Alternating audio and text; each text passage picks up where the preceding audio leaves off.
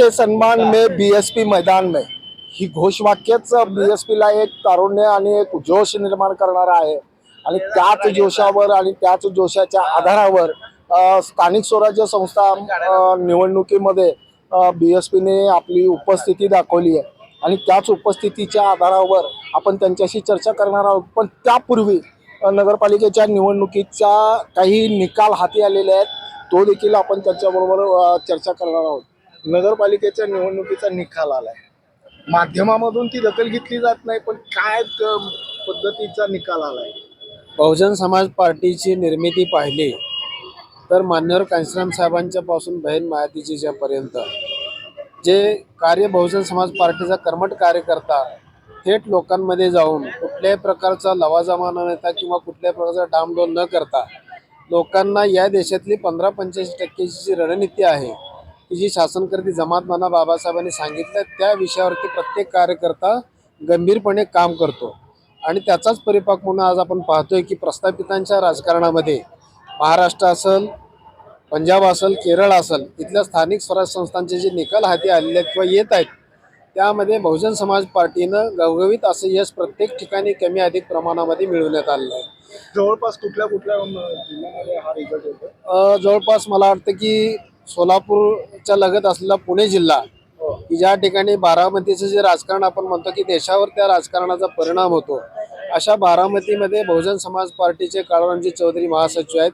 त्यांची कन्या संघमित्रा चौधरी ही आज या ठिकाणी निवडून आलेले आहेत। म्हणजे बारामतीमध्ये खातं खोललेलं आहे आणि हा एक इतिहास त्या ठिकाणी घडलेला आहे। याशिवाय विदर्भामध्ये बऱ्याच ठिकाणी आपले कार्यकर्त्यांची घोडदौड चालू आहे, अनेक रिझल्ट येत आहेत, आणखी पूर्ण माहिती आमच्याकडे नाही आहे। तरी परंतु या स्थानिक स्वराज्य संस्थांच्या निवडणुकांमध्ये प्रस्थापित पक्षांना शह देणारा आणि खऱ्या अर्थानं या देशामध्ये आंबेडकरवाद जो आहे तो केवळ बहुजन समाज पार्टी ही तारू शकते याचं एक मूर्तिमंत उदाहरण आपण पाहिलं असेल आणि त्याचाच एक परिपाक म्हणून जे बरबटलेलं राजकारण आहे किंवा इथल्या नकली आंबेडकरवादी जे इतरत्र पळालेले आहेत त्यांना एक प्रकारची ही चपराक आहे की त्यांनी निळा झेंडा आणि बाबासाहेबांचं चिन्ह विसरलं नाही पाहिजे।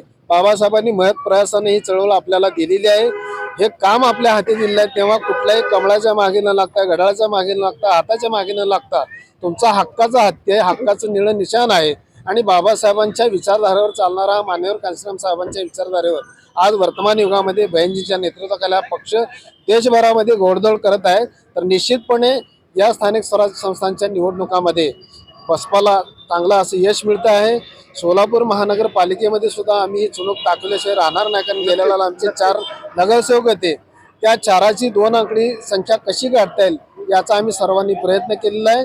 त्यामुळे सर्व आंबेडकरप्रेमी जनतेला माझं नम्र आव्हान आहे की आपण कुठल्याही प्रस्तावित पक्षांच्या भूलथापांना बळी पडू नका। हे सगळे मनोवाद आहेत, बाबासाहेबांच्या विरोधामध्ये काम करणारे पक्ष आहेत, अशा लोकांना धडा शिकवण्यासाठी आपण सर्वांनी निळा झेंडा आणि हत्ती निशाणाखाली एकत्रित यावं असं मी नम्रतेचं आवाहन करतो। आणि जे बहुजन समाज पार्टीचे कर्मठ कार्यकर्ते महाराष्ट्रामध्ये विविध नगरपालिका नगरपंचायतीमध्ये निवडून येत आहेत त्या सर्व कार्यकर्त्यांचं मी या ठिकाणी हार्दिक अभिनंदन करतो। जय भीम, जय भारत। थोडक्यात महाराष्ट्राच्या राजकारणाचं कूस बदलते, राजकारणाची कूस बदलते असं वाटतं तुम्हाला? नक्कीच बहुजन समाज पार्टी ही देशातली 3 नंबरची पार्टी आहे।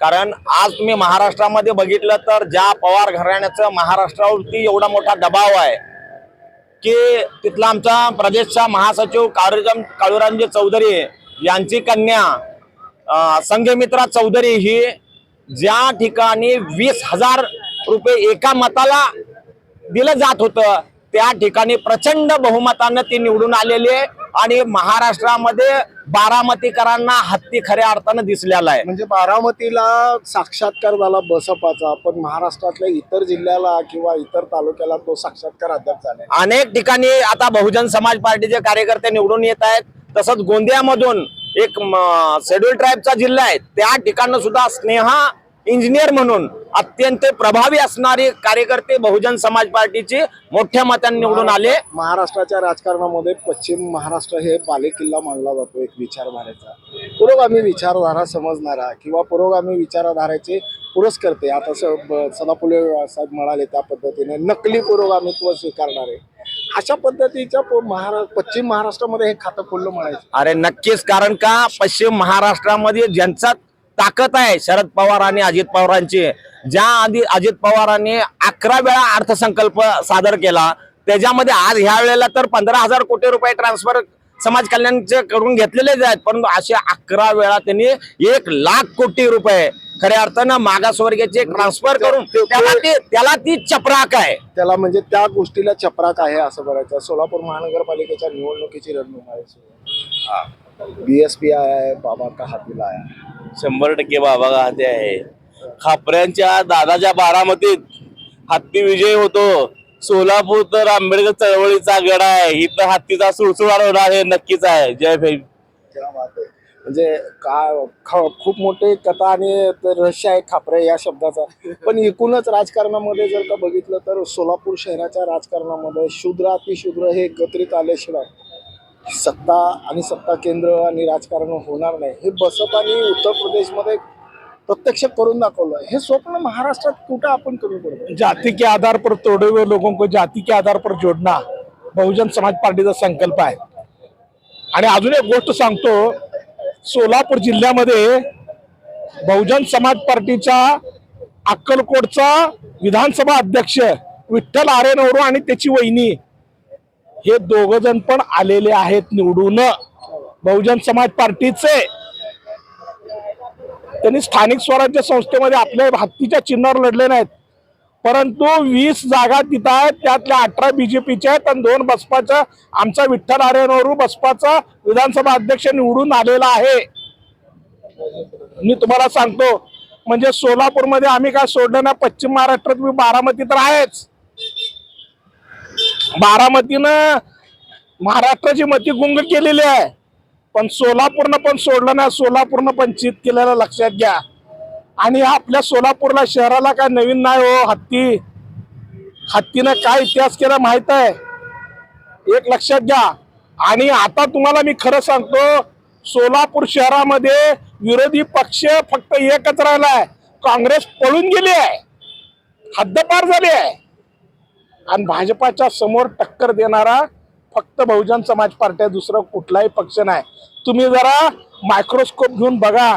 पत्रकार मित्रांना माझी विनंती आहे, आता भाजपाला रोखण्याचं काम बहुजन समाज पार्टी, दुसरं कोणच नाही. क्या बात आहे. मी मागील अनेक दिवसापासून म्हणतोय की केडरबेस कार्यकर्ता हा उर्मीनं आणि जिद्दीनं पेटलेला असतो, विचारानं. तुम्ही बघाल की माझ्या मागे उभारलेले काही नेते आहेत, बसपाचे केडरबेस कार्यकर्ते आहेत. ते कार्यकर्ते एकूणच नगरपालिकेच्या निवडणुकीमध्ये एखादा दुसरा पश्चिम महाराष्ट्रामध्ये बारामतीनं जो आदर्श घालून दिला, बसपाचा एक उमेदवार निवडून आला, त्यानंतरचा हा जोश पाहण्यासारखा आहे. आणि ह्यांचा जोशच हा बाबासाहेबांच्या विचाराला टिकवून ठेवणारा आहे. म्हणून म्हणतात की मायावती आप संघर्ष करो, हम आपके साथ है. आणि ह्या संघर्षाची ही मूर्तिमंत उदाहरणं म्हणजे हे केडरबेस कार्यकर्ते. पाहू आता महानगरपालिकेच्या निवडणुकीमध्ये ह्यांच्या ह्या उर्मीला किंवा ह्यांच्या या ताकदीला, ह्यांच्या ह्या केडरबेस विचाराला समाजाकडूनचा किती प्रतिसाद मिळतो. ब्रेन न्यूज करता यासिन शेखसह मी नितीन पात्रे.